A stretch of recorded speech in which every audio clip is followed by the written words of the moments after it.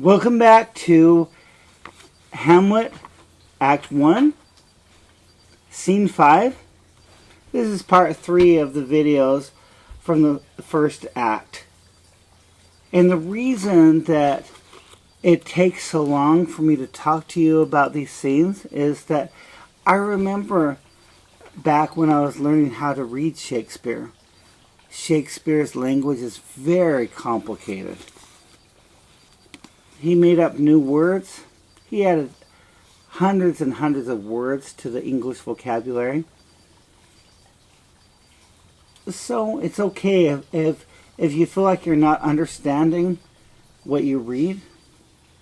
Give yourself a break.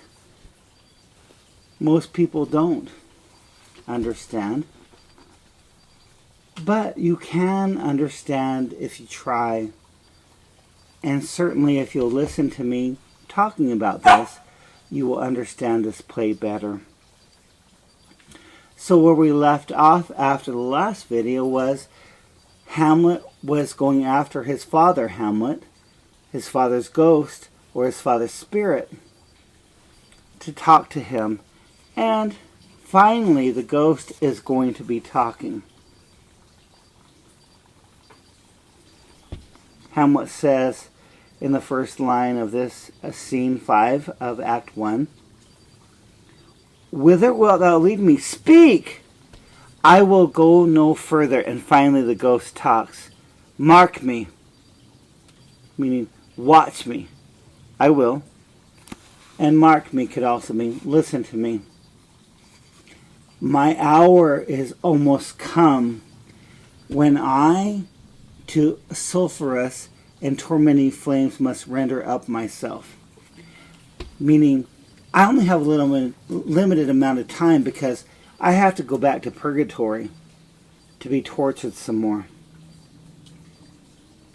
Because the sun's going to come up soon. And Hamlet says, "Alas, alas, poor ghost." And his father ghost says to him, "Pity me not, but lend thy serious hearing to what I shall unfold." And once again we have this phrase, "Speak, I'm bound to hear." And the ghost says, so art thou to revenge when thou shalt hear." Once you hear what I have to say, you're going to want vengeance. And Hamlet says, "What? I am thy father's spirit, doomed for a certain term to walk the night, and for the day confined to fast in fires, till the foul crimes done in my days of nature are burnt and purged away. But I am forbid to tell the secrets of my prison house." I can't tell you about purgatory, man, but what I'm going to tell you about is how I died. And this tale, the ghost says in line, what would that be? About 19. "Each particular hair will stand on end." This tale that I am telling you is going to make your hair stand on end like a porcupine. "List, list, oh list." So the ghost has been told, "Speak, speak, speak."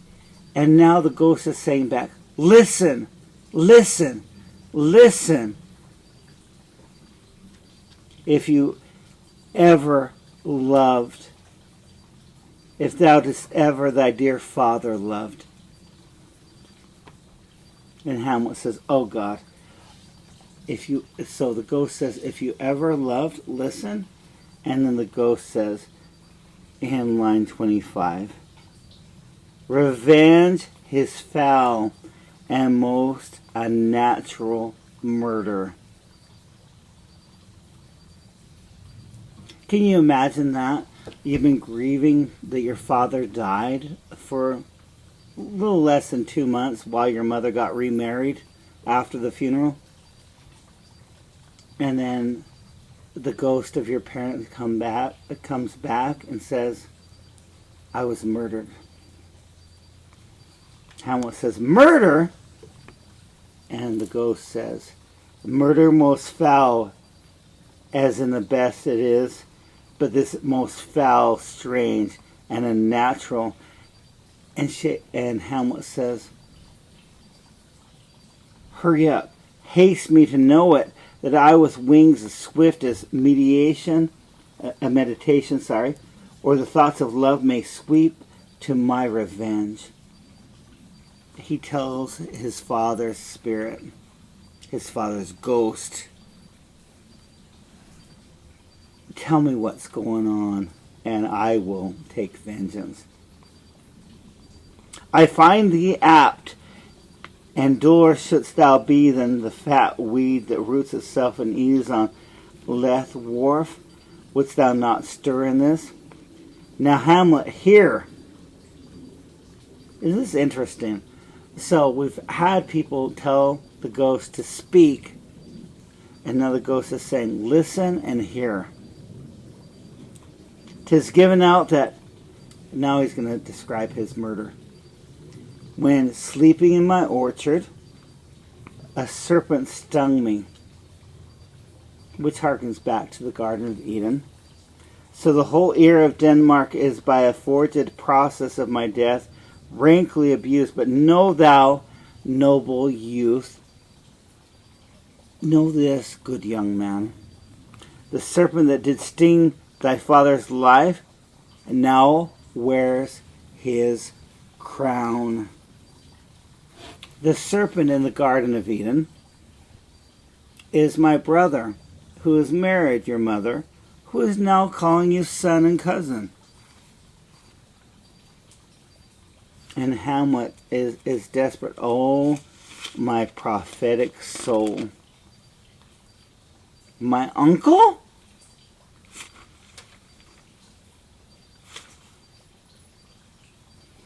I, that incestuous, that adulterate beast,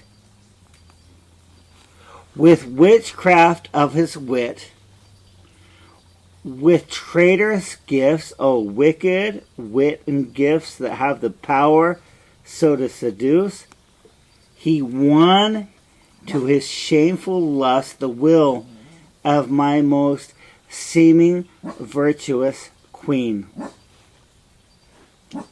So you know my brother, he wanted to fuck my wife, and he did it, and I thought my wife was true to me. So who else was in on the plot to kill the king?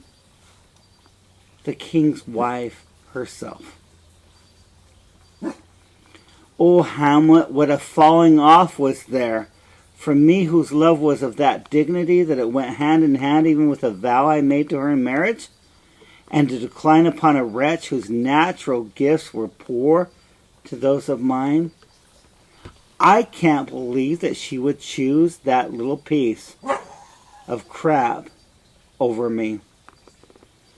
But virtue, as it never would be moved, though lewdness courted in the shape of heaven, so lust, thought to a radiant angel linked, will sate itself in a celestial bed and prey on garbage. The devil can come in many forms, and even if someone seems virtuous, well, you know, when the devil is hot, the devil is hot, and it can prey on garbage. But soft, methinks I scent the morning air. So here is the spirit who's confined in purgatory, burning up and being tortured for the purgation of sins. It's like, oh, I have to hurry because I almost have to go back to be tortured some more. Brief, let me be. Which is very funny because nearly all the time when Shakespeare has characters in all of his plays say, oh, I'll be brief, then we get a whole page of lines. So here's the story.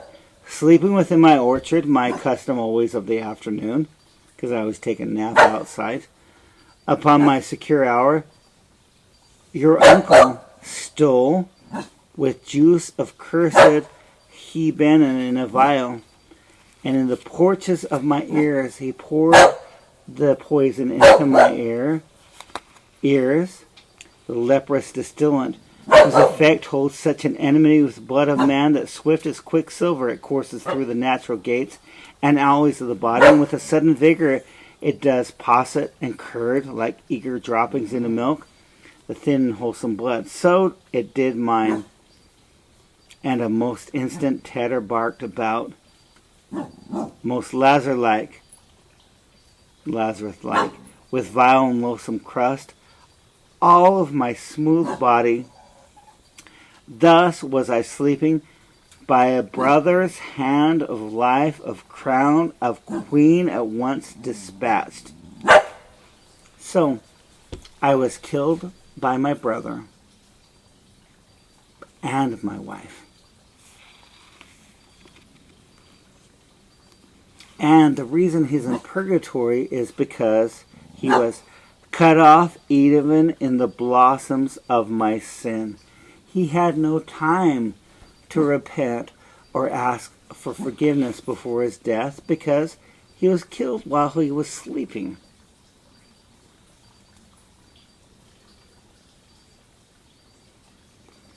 And then in line 80, oh horrible, most horrible. And here we have it again, the theme of incest. Let not the royal bed of Denmark be a couch for luxury and damned incest.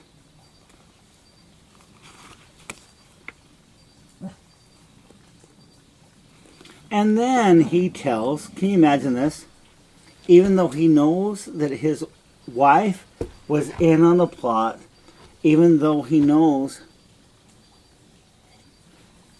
that his wife is sleeping with his own brother, he tells Hamlet not to be mad at his own mother. Do not let your mind or soul contrive against thy mother. Leave her to heaven. Let heaven judge her. And to those thorns that in her bosom lodge, to prick and sting her. And then, hey, good seeing you, son. Your mom and my brother killed me. I want you to take vengeance. Bye-bye. Fare thee well at once. The glowworm shows the matin to be near. Matin just means morning, okay? It's a Latin word. And begins to pale his ineffectual fire. Adieu, adieu, adieu. Remember me.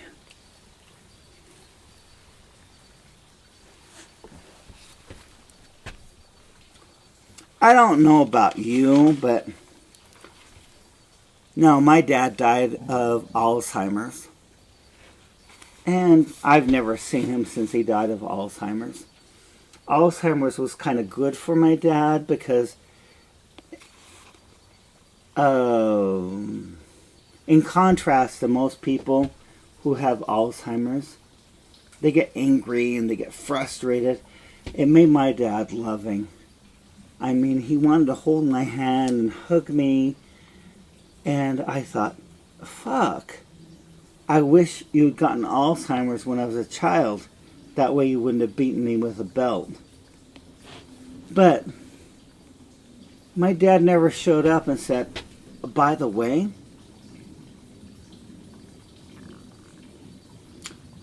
your mom and your uncle, my brother, killed me. That would have made me infuriated. But I knew that was not the case because my mother cared for him. He drove his car, I think, while he had Alzheimer's, by the way, until the last 3 months before he died. Later on, my mom also died of dementia. Not Alzheimer's, it was worse. It was Lewy bodies. Dementia with Lewy bodies. It's much more devastating on the brain. She played her violin up until 3 months before she died. There was no question about why she died or why my father died. It was just what happens as you get older. But I am not a prince, and my parents did not die while I was very, very young, and neither of their ghosts came back and told me, by the way, my spouse killed me along with her lover, who just happens to be your uncle and my brother. Can you imagine that? How horrible that would be? And so here in line 91, Hamlet says, "Oh, all you hosts of heaven, O earth, what else? And shall I couple hell? Should I fuck hell? Oh, fie, hold my heart, and you, my sinews, grow not instant old, but bear me stiffly up. Remember thee." Okay, help me, because I'm going to remember thee. Aye, thou poor ghost, while memory holds a seat in this distracted globe, which globe is the name of the theater, globe meaning brain. Remember thee, remember my father. Yes, from the table of my memory I'll wipe away all trivial fond records, and records meaning memories, because that's what records are. All saws of books, all forms, all precious past, that youth and observation copied there. And thy, meaning my father's commandment, and thy commandment all alone shall live within the book and volume of my brain, unmixed with baser matter, yes, by heaven. And then he thinks of his mother. Oh, most pernicious woman. And then he thinks of his uncle. Oh, villain, smiling, damned villain. My tables, meet it as I set it down, that one may smile. And remember this, one may smile and be a villain. At least I'm sure it may be so in Denmark. Okay, so I'm sure you've met people who smile while they do you harm. Because there are people who will do that. Hamlet, young Hamlet here, calls those people villains. I call people who smile while they're harming you evil.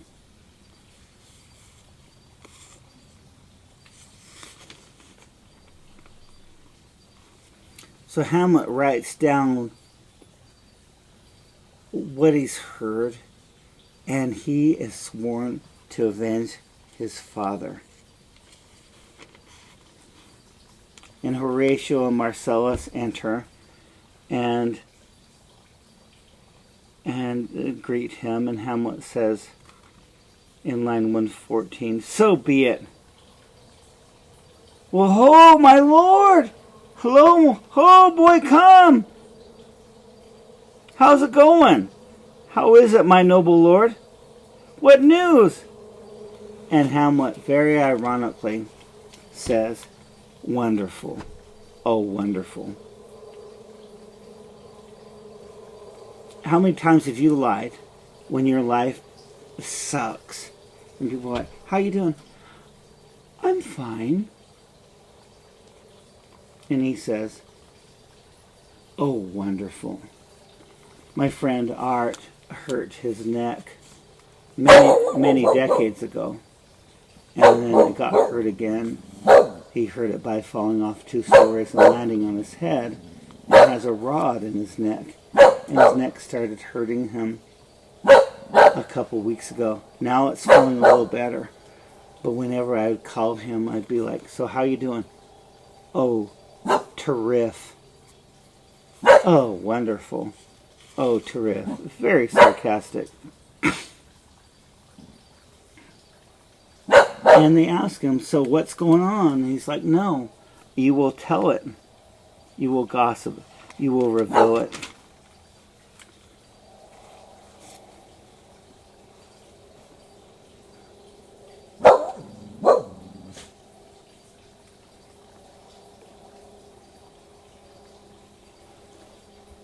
So if you go over to line 135, Horatio says, there's no offense, my lord. And Hamlet says to him, yes, by St. Patrick, there is, Horatio, and much offense too. Touching this vision here, it's an honest ghost that let me tell you, for your desire to know what is between us, overmasterest as you may. And now, good friends, as you are friends, scholars, and soldiers, give me one request. What is it? We will.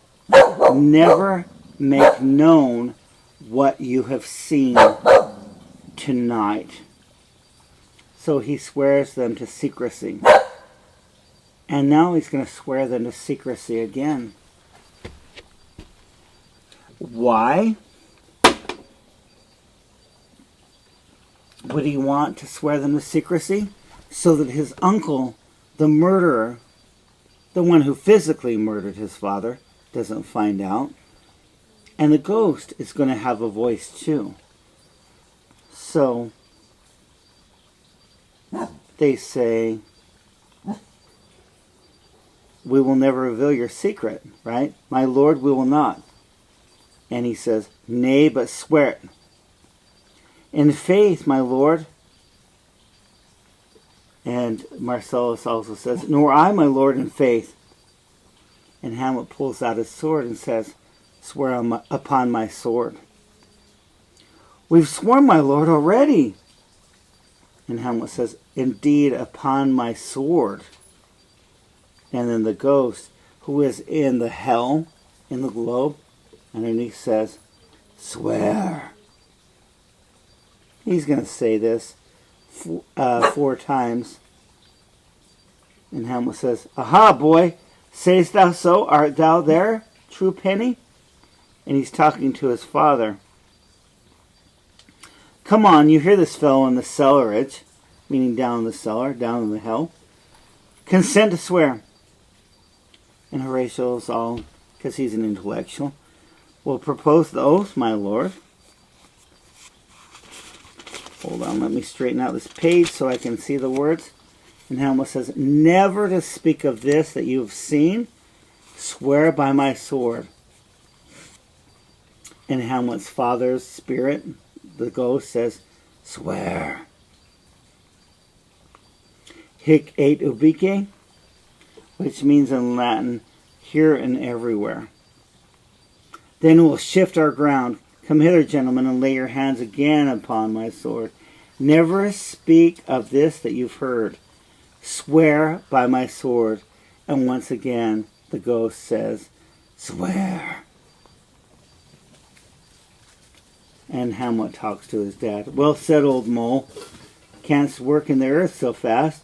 A worthy pioneer, once more removed, good friends. And Horatio says, oh, day and night, but this is wondrous strange. And Hamlet says, and therefore, as a stranger, give it welcome. So treat this like you're receiving an unexpected guest. There are more things in heaven and earth, Horatio, than are dreamt of in your philosophy. This is a very often quoted line in Western culture. And it means basically, look, you don't even understand right now. There are more things in heaven and in earth than you've ever thought in your mind. you don't get it. But come, here is before never, so help your mercy, how strange or odd soever I bear myself, as I perchance hereafter shall think meet to put an antic disposition on. So, from here forward, even if I look crazy, you will say nothing. So not only can't you ever talk about what you've seen tonight, but you will not criticize me with how I'm acting in the future.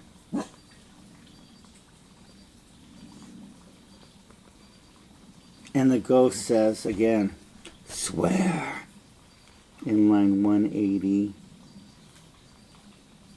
And Hamlet says, rest, rest, perturbed spirit. He's wishing his father would rest. But his father's in purgatory. Or he's getting ready to go back into purgatory to be tortured for his sins that he could not repent of before his death. Why? Because he was sleeping. And so both of them swear. And Hamlet says, so gentlemen, with all my love I do commend me to you. And what so poor a man as Hamlet is may do to express his love and friending to you, God willing shall not lack. Let us go in together and still your fingers on your lips. Still your fingers on your lips. Keep silent. I pray the time is out of joint. O cursed spite that ever I was born to set it right. Come on, let's go together. Okay. He's not happy with finding out that his father was murdered and that his father's spirit or ghost came back to tell him, you need to avenge my death. He's not happy about that, but as a good son, he is going to try to do that. And that is the end of Act 1. Thank you.